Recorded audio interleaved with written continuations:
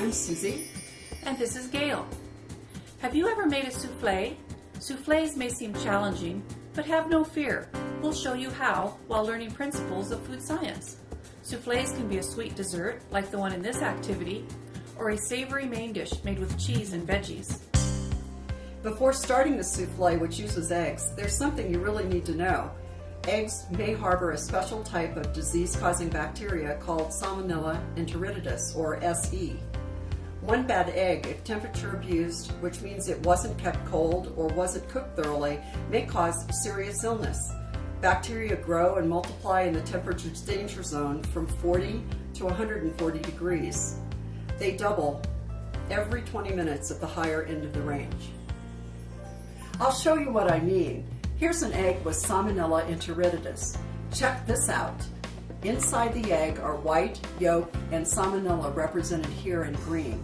Assume our bad egg has 30 microscopic Salmonella.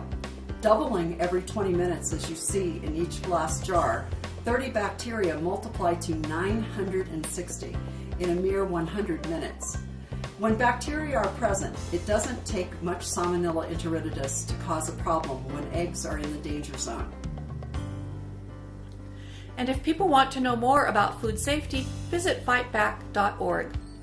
A souffle starts with beating egg whites. Imagine these orange pipe cleaners are egg white proteins. This is what the proteins look like in the beginning, before they are beaten.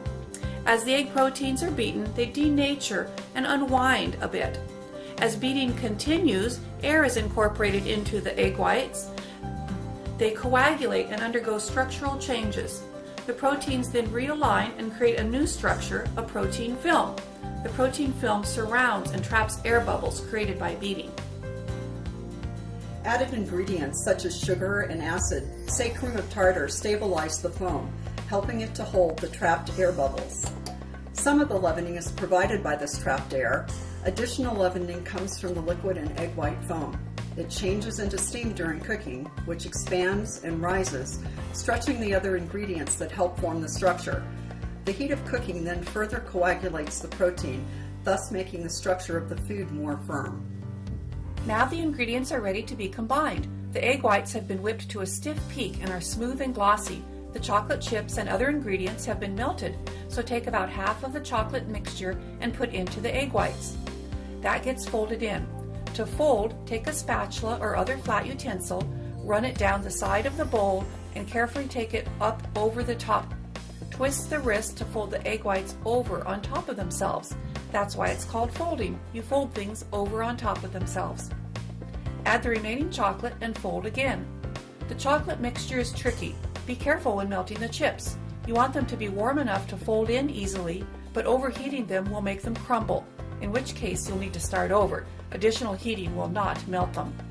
Another tip, also be sure to use the heavy cream called for in the recipe, not any kind of milk. The fat in the cream allows the chocolate mixture to more easily be folded into the egg whites. Once the stiffly beaten egg whites and the chocolate mixture have been folded together, simply pour into a 10-ounce ramekin.